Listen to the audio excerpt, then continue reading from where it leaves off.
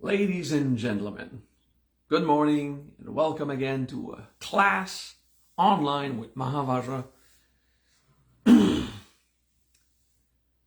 on November 11th at 11 a.m. in my time zone. Today is 11 of the 11 and it should mean something, right? We should find something mystical to say about it. And yes, we will.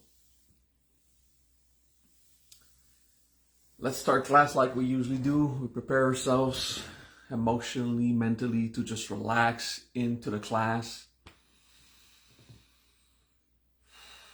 Pay attention inside.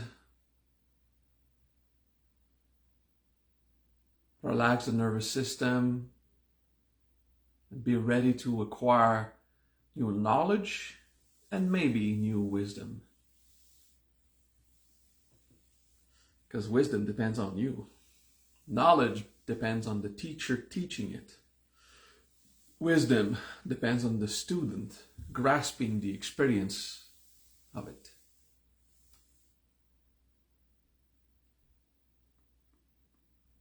All right. 11:11. Most New Agers have a phase where most spiritualists, I'll say, have a phase where they see the time 11:11 everywhere. It's a short phase. It's temporary.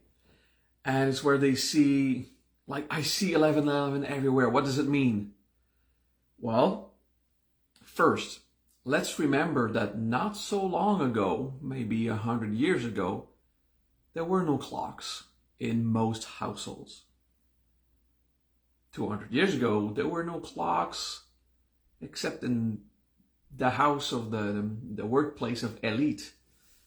So the idea of thinking that it's an absolute thing or that it's,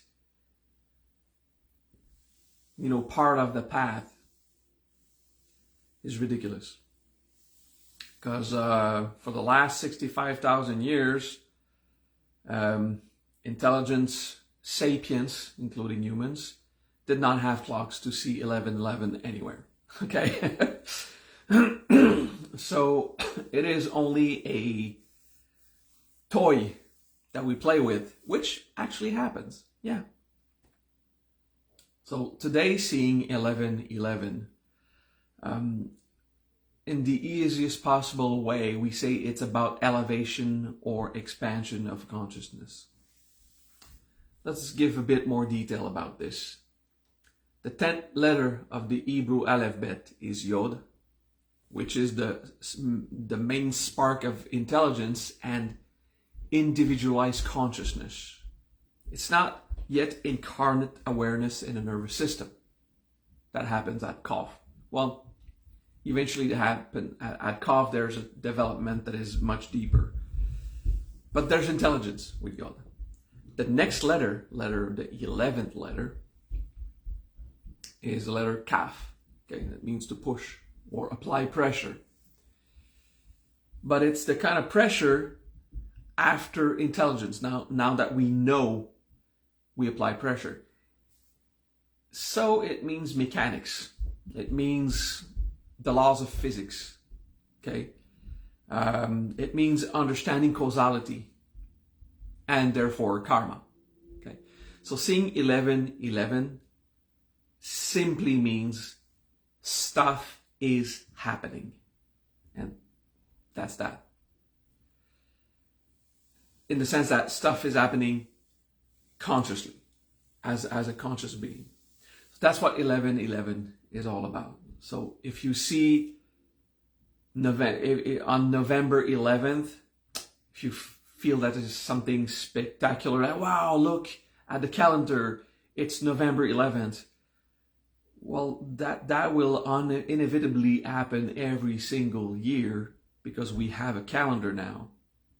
And in the past we didn't, but now we do. So it's not so spectacular to look at the dates.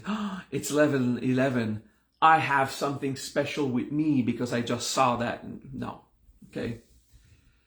Now, looking at the time, 11:11, 11 hours and 11 minutes, might seem a bit more coincidental, but it also happens once a day, sometimes twice. So, yeah, poor me. I'm losing my reasons to fantasize on something greater happening when actually you're just there, and you tend to notice the time at that time. Okay, so it's not that spectacular compared to many other wonderful revelation or miraculous event. But constantly being exposed to the number 1111 is a way for your mind to tell you that it accepts what's going on between the soul and the human. Okay, so yes, there is therefore an elevation of consciousness, because it means that you are consciously aware that stuff is going on. Okay, so that's how I summarize the teaching on 1111. If you find it spectacular because you start to see 1111 everywhere, let me tell you that this is just the first steps of when your soul understands it is part of this world and it can interact with the world consciously. So it's baby steps, okay? Not so spectacular for someone who's done spirituality more advanced than 1111. Okay. Now, we can use it since we know that November 11th is 11:11, and we do something at 11 o'clock, only valid in that time zone. Means that we can use it. We can decide to use that time to say, this is when our soul consciously agrees with the mechanics of the nature, of the natural world and the human world. So you can decide to do something on the 11th of November or at 11 o'clock at 11 minutes in your time zone. Because as an occultist, you can decide to use the correspondence to facilitate causality, understanding karma, cause and effect. This being said, I will let you ponder it if you really care. For a while, I was seeing 1022. And for me, that had much more value than my previous periods of 1111, because it's the 10 Sefirot and the 22 letters. For me, it meant more. Okay, but that's personal. So everyone will have their own thing about these coincidental. Oh, I just look at that time, so it means something. Well, maybe it just means that your brain subconsciously is more in tune to those numbers, so your eyes will drift to the clock. Oh, look at the time, bang. Where other times you just don't care. It's much more a subconscious mechanic than the universe trying to tell you something. Okay. Why do we do that then? Find things that are super spectacular because the coincidences are interesting or appealing, and we start to fantasize on, there's a spiritual phenomena happening. No, we just look at the clock. It's not like angels speaking through you, it's more like just you look at the clock. I'll take another example. Like I've seen on TV, the bodyguard of the Pope were wearing blue jeans, and I'm wearing blue jeans, so I have something to do with the Pope. This is far-fetched, but this is the kind of crazy links we do in the happy butterfly and rainbow world of New Age, because we are in such a need of the fantastic, such a need of the spectacular, that we'll start to dig for it and exaggerate our creativity about it just to fabricate more fantasies. Because the truth is, we find normal life boring or distressful or empty, and it's just like not enough. We want to be like a character in a movie. We want to have something spectacular. So we start to invent it because it's not really there. Now, when you do a lot of spiritual work, more and more spiritual manifestation will happen, for real. Revelations, greater understanding, change of events that cannot be explained through nature or science. Now, these are interesting for real. But the stuff we fabricate in our head, now that's something to be careful with. Because we will tend to invent mystical correspondences that could be true or not, because we're just bored of the real sense of life, which is how to become free yet responsible. Okay? The keys of emancipation, if you want, is freedom and responsibility. And sometimes we just hope for some spectacular thing. And I would even add, after we had our first few big awakenings, or we have seen in nature something miracle-like, and then there's a long period where these spectacular events don't happen. It's kind of boring to know we have to go back to the basics of cultivating a virtuous behavior, working on ourselves, personal growth, and be responsible in the human world about payments, relationship, work, health, these simple, very grounded things. But this is how we grow spiritually. This is how the mystical phenomena will happen more and more, because it's mostly based on how your soul evolves. And your soul does not evolve by denying nature and creation and fleeing into the heavens. Your soul evolves by embracing this manifest world and growing with the lesson that it carries. And if you do that, cultivate virtue, freedom, and responsibility, and spiritual practice, you will have more and more fantastic manifestations in your life. And you'll feel the mystical world want to join you in this manifest world. Because when you are responsible and virtuous, you really are evolving. Okay. It is a class of a Siddhi today, yes. And that is the first part of the Dharma about it. Then,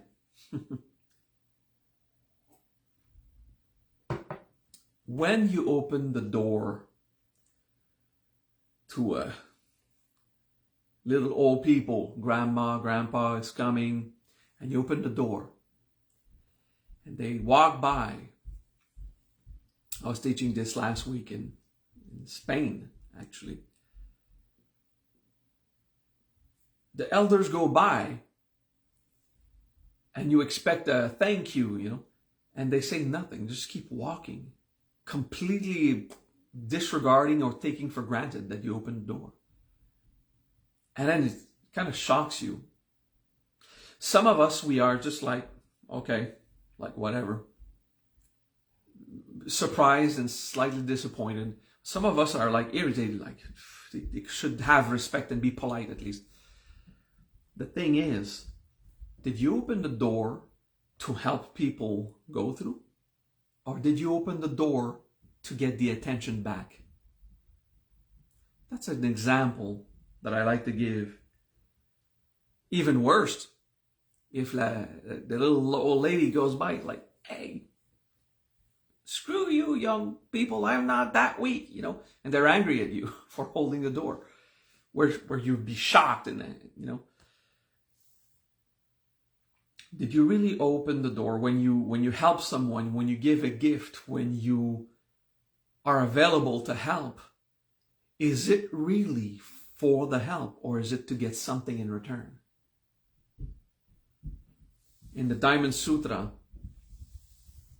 chapter 4, in my words, but it's pretty much that, the greatest joy is to do a kind action or an act of charity without any recognition. not in function of anything that you would get back. It is to give, and when you get nothing in return, it is a complete act of charity, because your ego will not gain anything from it. Of course, it is wise to accept the gratitude of others if they say thank you, if they want to give you some kindness back in any way. Accept it, don't fight it, because that too would be arrogant. To resist someone's love that they want to share back. Don't resist that. I've seen people in order to really do pure acts of charity, would refuse gratitude back. No need to thank me. If you reject someone's gratitude, then you're also controlling and blocking what nature was going to do naturally, what the world wanted to give you. So just don't do it in the state of control. Do an act of kindness, let it happen. Too often we hope to get something back out of an act of kindness. So then, was it charity or compassion? No, it was purchasing attention. Nonetheless, the act of kindness has been done and the karma is positive. Okay. Another example. I had it in my mind 7 seconds ago and it was just blank. Okay. Let's take the third one that I had in mind then. Freedom. Now that's a hard wisdom to digest. Okay. So, put your seatbelt on, wear your aluminum cap, it's coming. When you respect someone, is it because you truly believe in their freedom? Or is it because you're afraid that they'll be angry at you? It's pretty hard. Sometimes it's a line in between.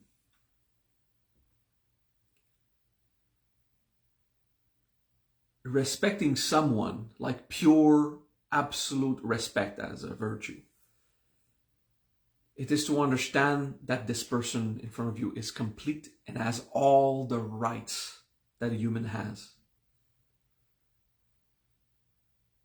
So if you respect that person, like let's say you want something out of that person, or you would not behave like the person just did, or you have opinions about how they lead their life, understanding someone else is not required to respect someone.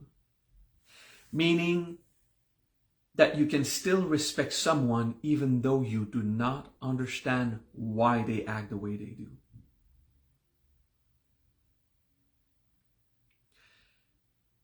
In a relationship, the two partners, in a love relationship, the two partners, or in friendship also, they are responsible for their own reaction toward the other.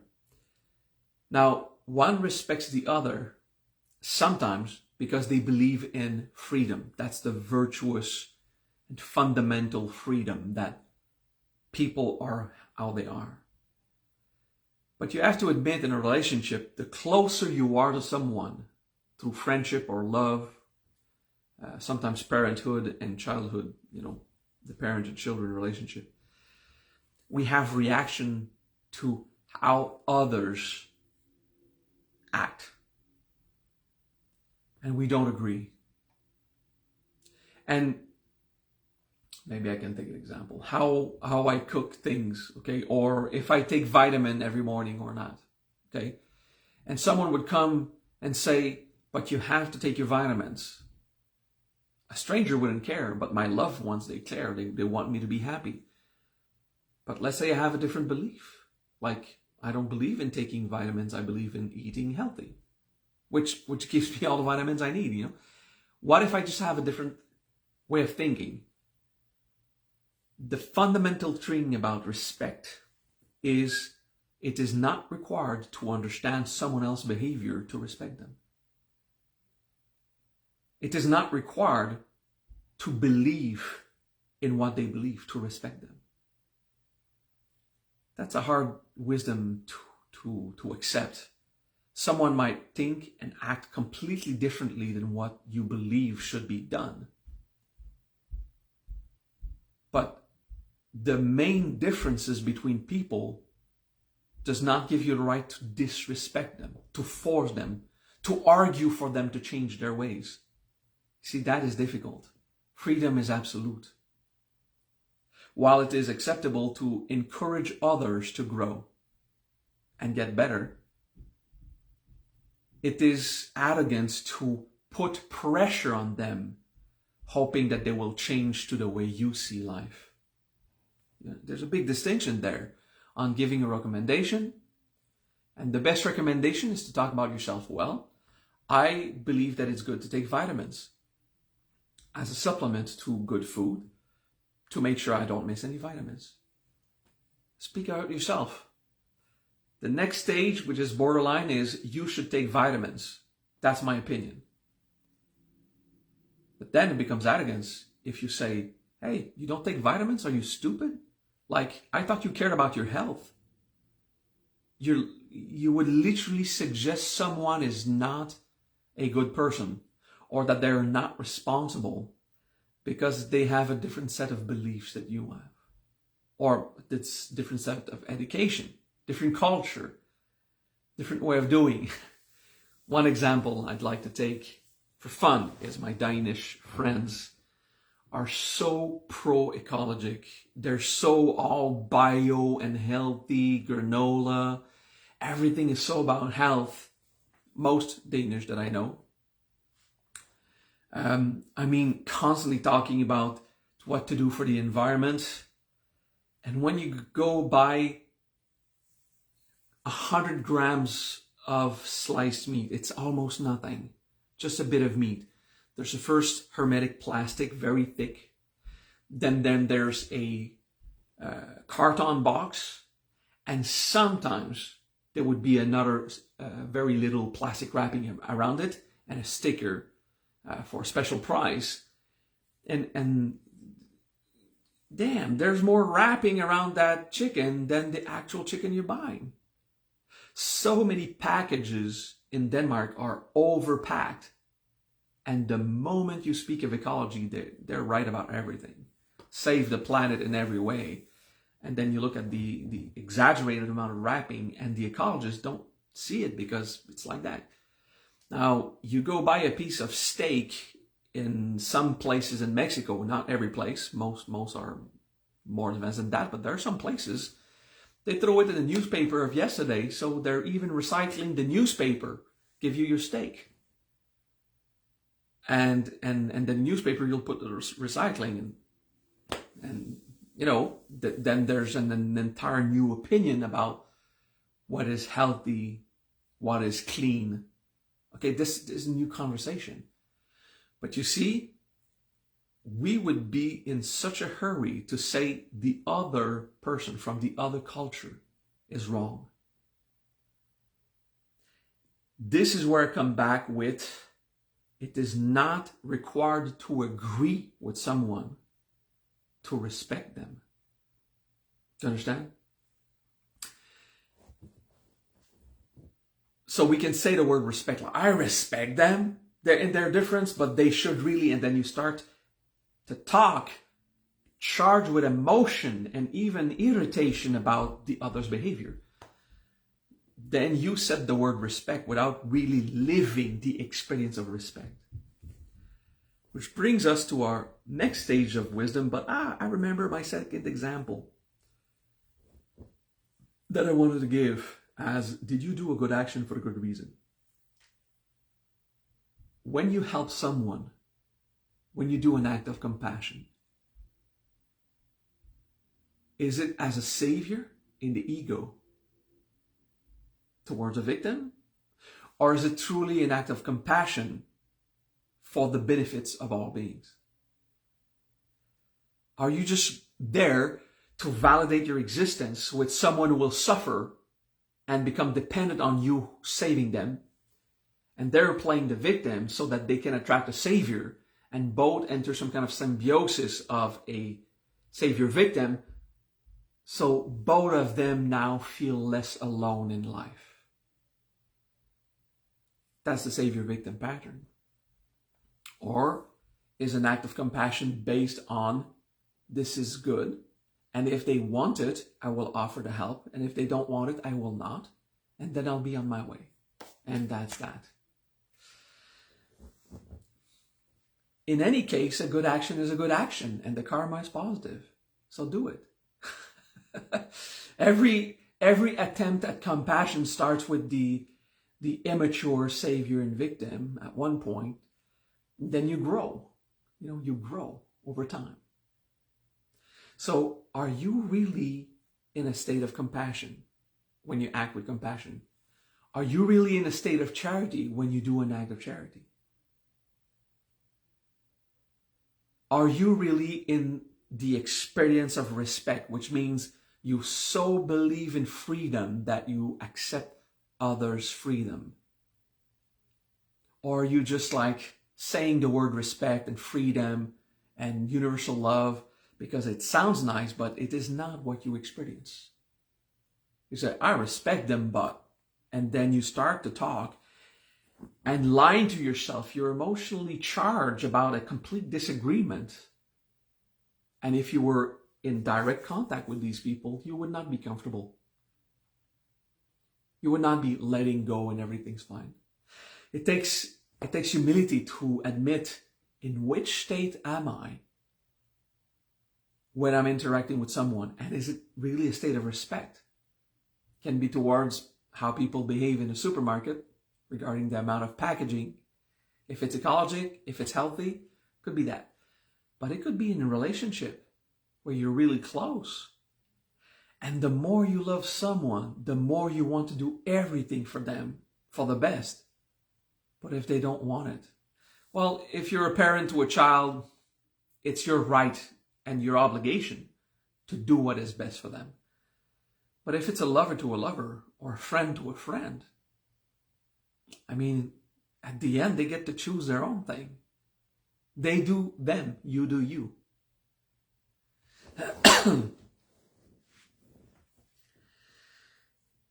Really, and this is where we get to the half an hour class. This is where we get to the Siddhi part. It's a Siddhi I've taught in the past, but I wanted to go deeper. In the Siddhi is aDitti. aDitti. Freedom. Okay. In Sanskrit, the word freedom is the word there is no chain. aDitti means no chain, no binding, no jail, no restriction. So it's freedom. And the chains could be physical or moral or ethical or philosophical.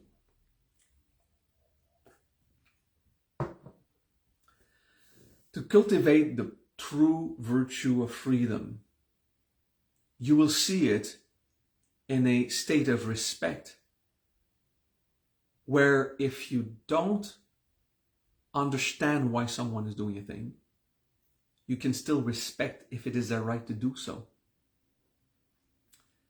And if you don't agree, let's say you understand, you've progressed, you now understand and disagree with them, it is still your responsibility as a free being to respect the other.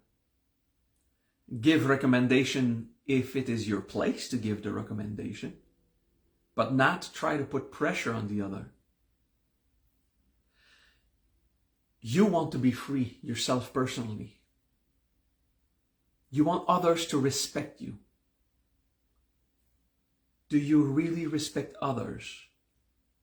Or do you just say the word respect because it sounds nice, but deep inside, you are troubled by differences, troubled by different behavior, troubled by a different culture, a different race, a different approach to sexuality, different lifestyle. It takes humility to look at ourselves and admit, I usually am a respectful person, but that, I was not at peace with some difference. I'm not talking about immoral stuff like, if a murderer wants to kill, who am I to judge? I'm not talking about this. I'm talking about if someone believes in taking vitamins or not. Or if you believe in ecology but produce a tremendous amount of wrapping over every single thing in your society, globally. You see, this is the kind of thing, the thing that we still have room for conversation or even debate socially if we need to. Okay, I'm not saying that you should respect all the vicious actions of evil doers. That's not what I'm saying. But actions of other people, like someone listens to music loud. Oh, I respect them, but they should respect me. Well, that's true. Sound can disturb you if you don't want to hear it. Usually there's a pressure, like they should not do that. Or they are stupid for listening to music so loud because it will hurt their ears or whatever. I've listened to music very loud for a while in my life because I enjoyed it. I like to just feel pulse in my chest. The boom, boom. That was me. But then I tried to never impose that on others. Then, there's a question of morality and respect of others, of course. Hopefully you understand what I mean. A true act of charity is one that is solely based on the result for the other, not what you get. An act of compassion is not there to nourish a bond of dependency between people. It is solely for the benefit of the other.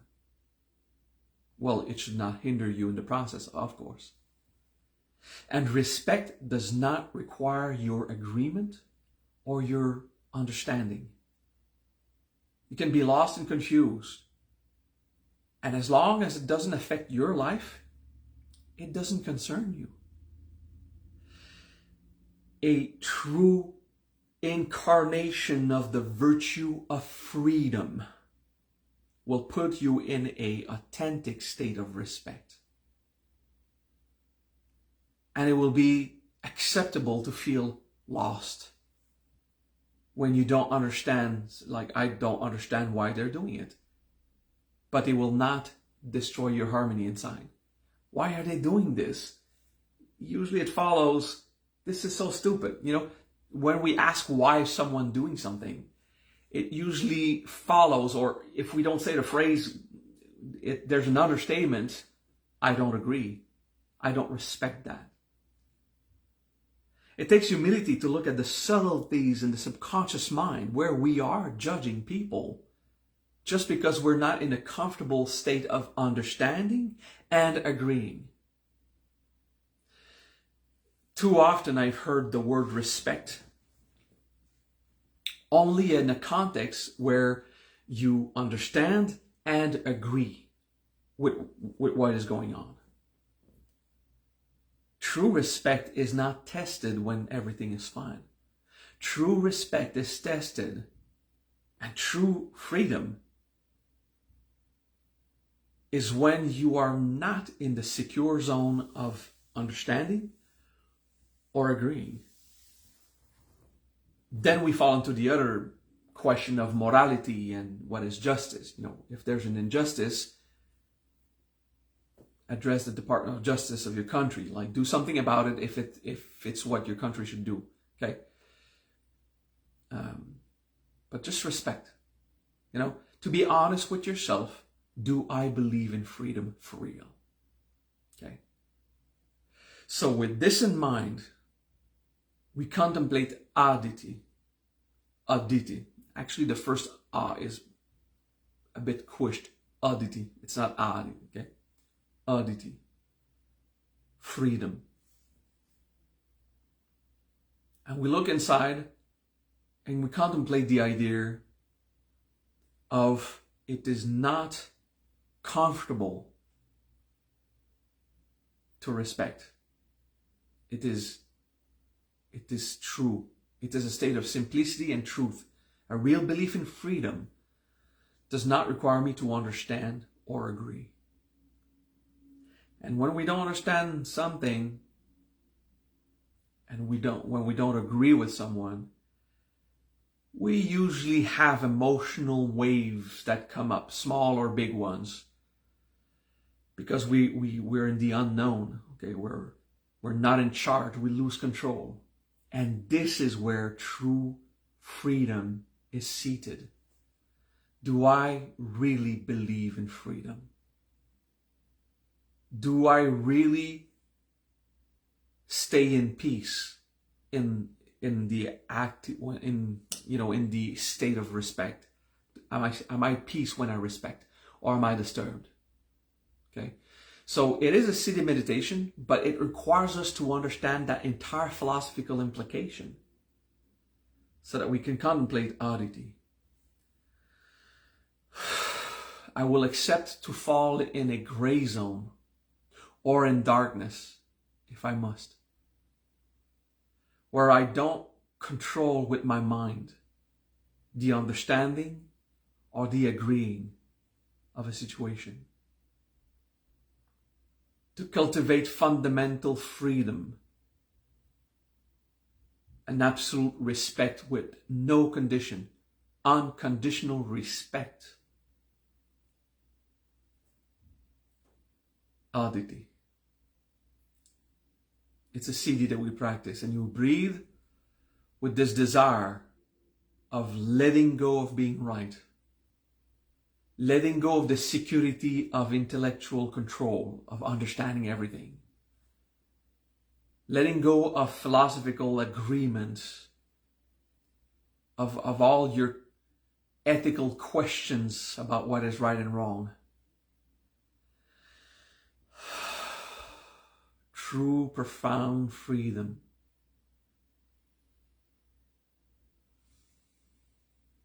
It is compatible with the sense of justice, but now we're taking care of the sense of freedom. And respect is the validator. It's how you see if you really do believe in freedom or not. If you accept others or not as they are. If you really do have compassion for all beings like you proclaim. aDitti. So for a minute now, we're going to contemplate all of this. aDitti. In a state of letting go of that control we need over the others. Because if we want to have freedom for ourselves, that Siddhi will manifest freedom for you.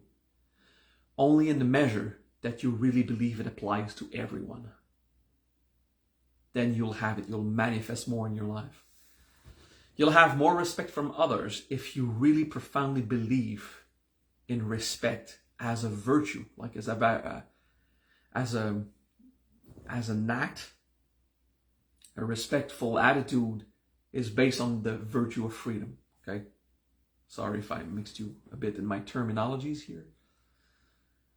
So aDitti, believe it deeply. aDitti, just meditate and contemplate and breathe softly. Letting go of all that control in my relationship with others, in my belief, in my understanding of society. I want that freedom for myself. I have to meditate for all to get it. For everyone to feel respect. For everyone to live the freedom of aDitti. Then I'll have it. If it's not just about me, I'll have it. All right. aDitti. aDitti. And that wraps up the Siddhi of the week and the class of this week. I love you guys. Deep breath. Thank you for understanding that I'm traveling again sometimes. So there are Friday classes canceled more often when if I was going to give this class the next day of landing, no, it would be jet lag, or I cancel classes now here and there. But if you're a member of my website, if you have a membership at Mahavajra, you can follow all seminars online. So yeah, not a Friday class, but a full seminar. And thank you for those who decided to contribute more than the membership, to pay the recommended donation, to give a voluntary donation. because that allowed me to pay the plane tickets and come back and eat well every day and not hinder my own finances in the process. I can even buy the plane ticket to Denmark, so it paid for the other seminar. That's really cool for all you donations. Thank you. And that means I can start living a life of transmitting the Dharma again. That is pretty awesome. All right. I will inform you of all of these seminars as they are certified and planned and everything. All right. Peace. And see you next week.